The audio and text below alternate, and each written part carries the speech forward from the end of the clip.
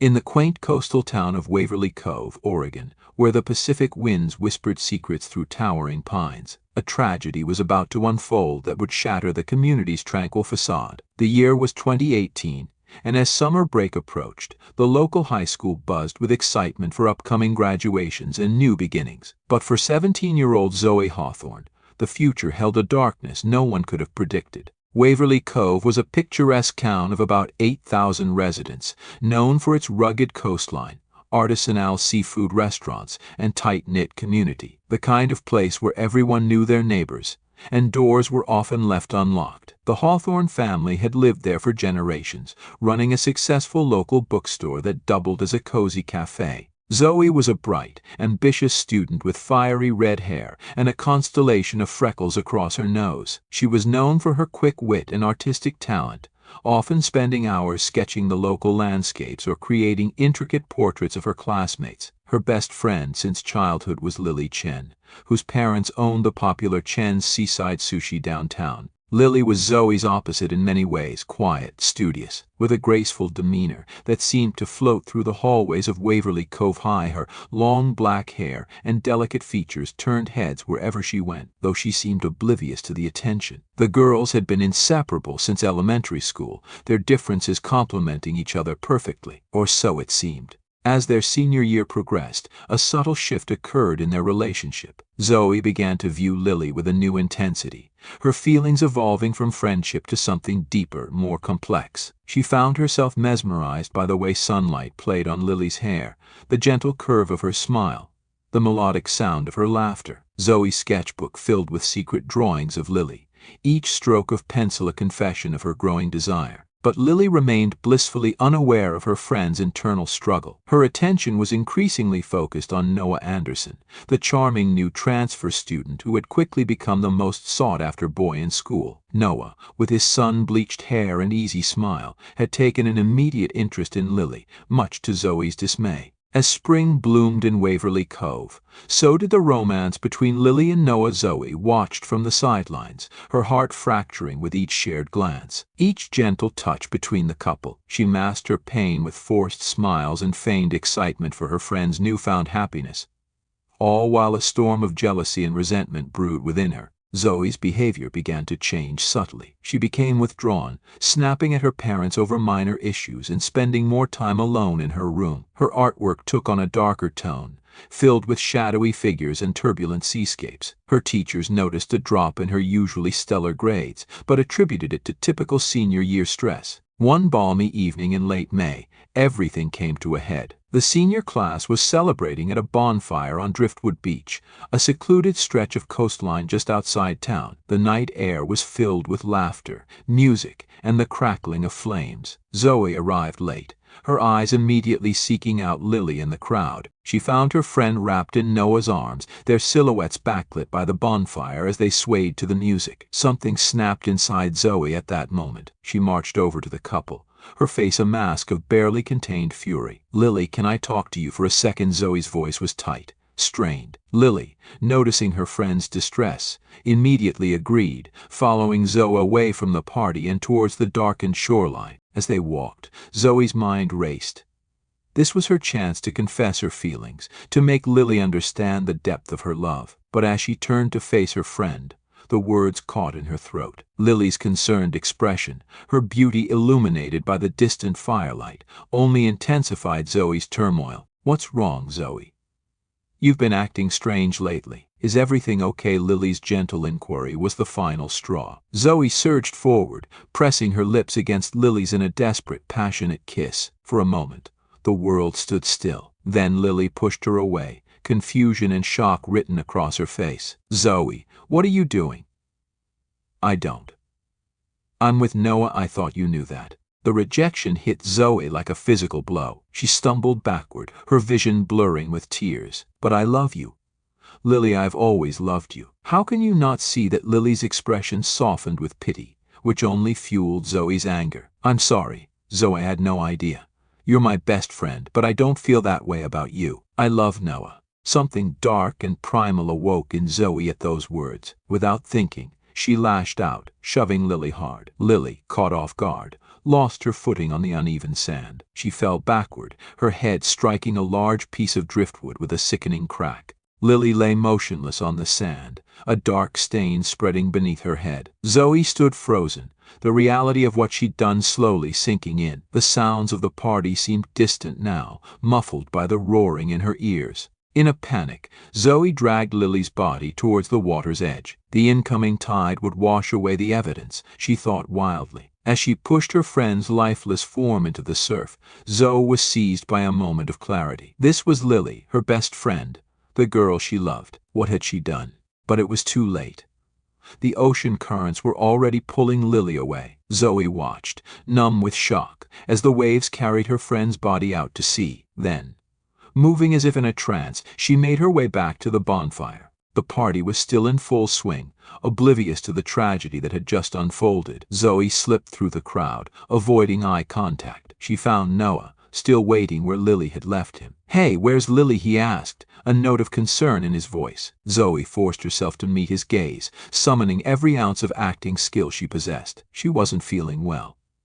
Said she was going to walk home along the beach to clear her head. I offered to go with her, but she insisted she wanted to be alone. Noah frowned, clearly worried. Maybe I should go check on her. No, Zoe's response came too quickly, too forcefully. She took a breath, steadying herself. I mean, she really seemed like she wanted some space. I'm sure she'll be fine.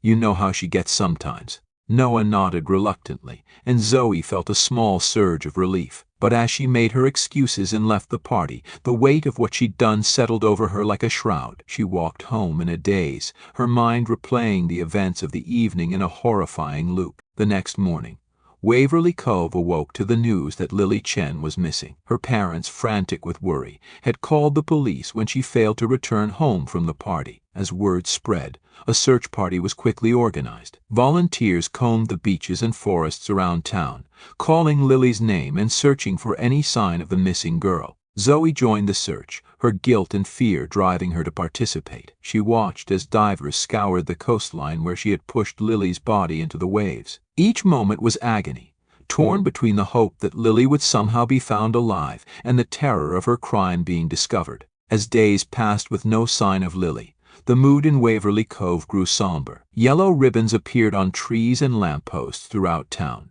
a symbol of hope for Lily's safe return. But as weeks turned into months, hope began to fade. The search was eventually scaled back, though Lily's parents refused to give up. Zoe struggled to maintain her composure as life in Waverly Cove slowly returned to a semblance of normalcy. She graduated high school alongside her classmates, accepting her diploma with a hollow smile. The empty chair where Lily should have sat was a stark reminder of her absence. As summer progressed, Zoe found herself drawn repeatedly to Driftwood Beach. She would sit for hours, staring out at the ocean that had become Lily's grave, her sketchbook filled with dark, turbulent seascapes, each drawing a silent confession of her crime. But secrets have a way of surfacing, especially in small towns like Waverly Cove, and, as the first anniversary of Lily's disappearance approached, the truth would finally come to light in a way no one could have anticipated. It began with a storm, one of the worst to hit the Oregon coast in decades. Massive waves pounded the shoreline,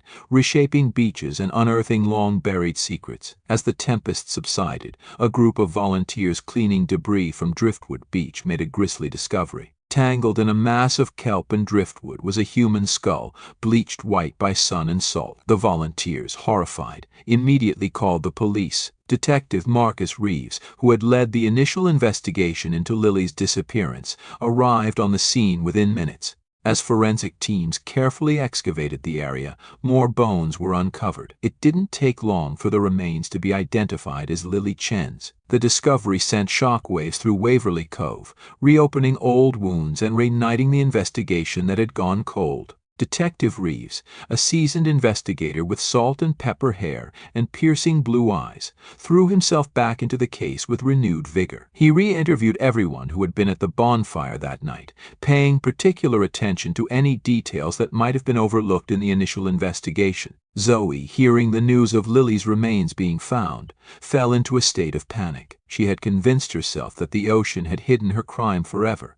But now the truth threatened to emerge. She became increasingly paranoid, jumping at every knock on the door, convinced that the police were coming for her. As the investigation progressed, inconsistencies in Zoe's original statement began to surface. Several classmates recalled seeing Zoe and Lily walking away from the bonfire together, contradicting Zoe's claim that Lily had left alone. Noah Anderson, still devastated by Lily's loss, remembered how adamant Zoe had been that he shouldn't go looking for Lily that night. Detective Reeves, sensing that Zoe might know more than she was letting on, decided to interview her again. He arrived at the Hawthorne family bookstore on a quiet Tuesday afternoon, finding Zoe behind the counter sketching in her ever-present notebook. "Miss Hawthorne," Reeves began, his tone carefully neutral, "I was hoping we could talk about the night Lily disappeared. There are a few details I'd like to clarify." Zoe's pencil froze mid-stroke, her knuckles whitening as she gripped it tighter. "Of course, Detective. What would you like to know?" As Reeves began to question her, gently probing for inconsistencies, Zoe felt her carefully constructed facade beginning to crumble. She stumbled over her words, her responses becoming increasingly erratic. "You said Lily left the party alone, but several of your classmates remember seeing you two walk off together. Can you explain that discrepancy?" Zoe's mind raced, searching for a plausible explanation. I might have walked with her a little way. It was a year ago, Detective. The details are fuzzy." Reeves nodded, his expression unreadable. "I understand. Memory can be tricky. Tell me, Zoe, were you and Lily having any problems? Any tension in your friendship?" The question hit too close to home. Zoe felt tears welling up in her eyes, her composure slipping. "No, everything was fine. We were best friends. I loved her." The words hung in the air, heavy with unintended meaning. Reeves' eyes narrowed slightly, catching the nuance in Zoe's statement. "Loved her how, Zoe?" It was the breaking point. Zoe's carefully maintained walls came crashing down, and the truth spilled out in a torrent of anguished confession. She told Reeves everything: her growing feelings for Lily, the jealousy over Noah, the confrontation on the beach, and the terrible accident that followed.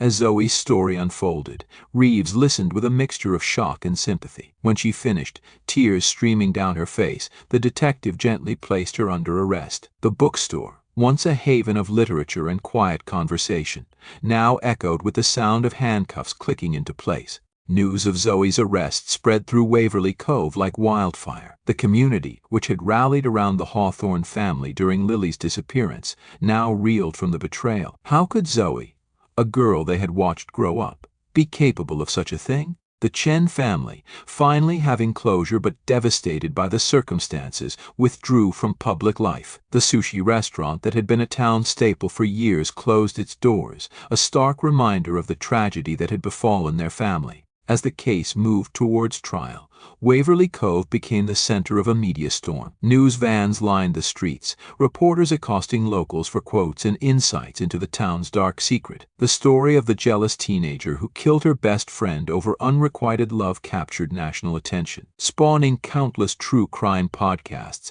and sensationalized TV specials. Zoe's parents, stunned by their daughter's actions, struggled to reconcile the child they thought they knew with the troubled young woman now facing murder charges. They stood by her, but the strain was evident in their haggard appearances and the way they flinched from their neighbors' accusing stares. As the trial approached, Zoe's defense team worked to build a case around temporary insanity and diminished capacity due to emotional distress. They argued that Zoe had not intended to kill Lily, that it was a tragic accident born of confusion and heartbreak. The prosecution, led by the formidable district attorney Elena Vasquez, painted a different picture. They portrayed Zoe as a calculating killer who had harbored an obsessive love for her best friend and lashed out violently when rejected. The cover-up, they argued, showed clear consciousness of guilt. The trial began on a crisp autumn day, the courtroom packed with curious onlookers and grief-stricken family members. Zoe, pale and drawn in her ill-fitting suit,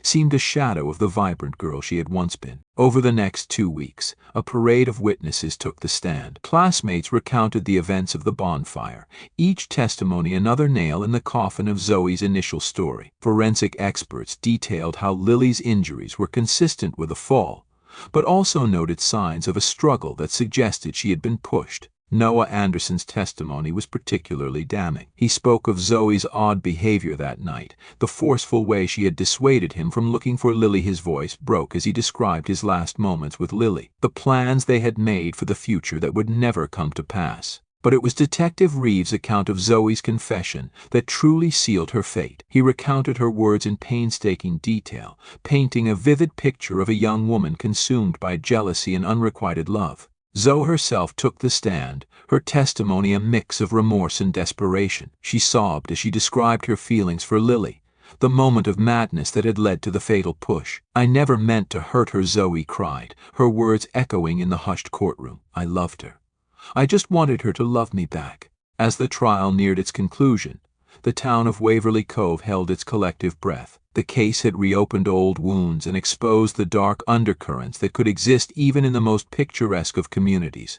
In her closing argument, D.A. Vasquez emphasized the premeditated nature of Zoe's actions, the deliberate cover-up that followed Lily's death. She urged the jury to consider the pain of the Chen family, the years of uncertainty and false hope they had endured. Zoe's defense attorney, in a passionate plea, asked the jury to consider the context of the crime. He spoke of the confusion and pain of unrequited teenage love, the momentary lapse in judgment that had led to tragedy. He argued for leniency, for a chance at rehabilitation for a young woman who had already lost everything. After 3 days of deliberation, the jury returned with their verdict. The courtroom fell silent as the foreman stood, her voice clear and steady as she pronounced Zoe Hawthorne guilty of second-degree murder. As the verdict was read, a collective gasp rippled through the courtroom. Zoe slumped in her chair, her face a mask of despair. In the gallery, her parents clung to each other, tears streaming down their faces. The Chen family sat stoically, their expressions a mix of relief and lingering grief. The judge, a stern woman with graying hair and piercing eyes, took a moment to gather her thoughts before delivering the sentence. She looked directly at Zoe, her gaze unflinching. "Zoe Hawthorne, the crime you have committed has not only taken a young life but has also shattered the trust and security of an entire community. While I acknowledge the role that youthful passion and confusion played in your actions, the fact remains that you chose to cover up your crime rather than seek help immediately. This decision compounded the tragedy and caused immense, prolonged suffering to Lily Chen's family and friends." The judge paused, her eyes sweeping across the courtroom before continuing. "Taking into account your age at the time of the crime and your lack of prior criminal history, I hereby sentence you to 18 years in state prison, with the possibility of parole after serving a minimum of 12 years. As the sentence was pronounced, a mix of reactions rippled through the courtroom. Some felt it was too lenient, others too harsh. Zoe, her face pale and drawn, seemed to shrink into herself as the reality of her future sank in. The aftermath of the trial left Waverly Cove reeling. The town, once known for its picturesque beauty and tight-knit community, now found itself grappling with a new, unwelcome identity as the site of a tragic teen murder. Tourism, a significant part of the local economy, took a hit as the town's name became associated with the sensational crime. In the weeks following the trial, the Hawthorne family bookstore became a somber reminder of the tragedy. Customers dwindled, uncomfortable with the connection to Zoe. Eventually, Zoe's parents made the difficult decision to sell the business and move away, unable to bear the weight of their neighbors' stares and whispers. The Chen family, while finding some closure in the verdict, struggled to move forward. They reopened their sushi restaurant, but the once bustling eatery was now often half empty, a quiet testament to the town's lingering grief. Lily's younger sister, May, found herself thrust into an unwanted spotlight, forever known as the sibling of the murdered girl. Noah Anderson, still grappling with the loss of Lily and the betrayal of someone he had considered a friend, left for college on the East Coast earlier than planned. He couldn't bear to walk the streets of Waverly Cove, every corner holding memories of Lily and the future they had planned together. As for Zoe, her journey through the criminal justice system was just beginning. She was transferred to the Coffee Creek Correctional Facility, a women's prison in Wilsonville, Oregon. The transition was brutal. Gone were the familiar comforts of home, replaced by stark cells and rigid routines. Her artistic talent, once a source of joy and self-expression, was now limited to occasional art therapy sessions.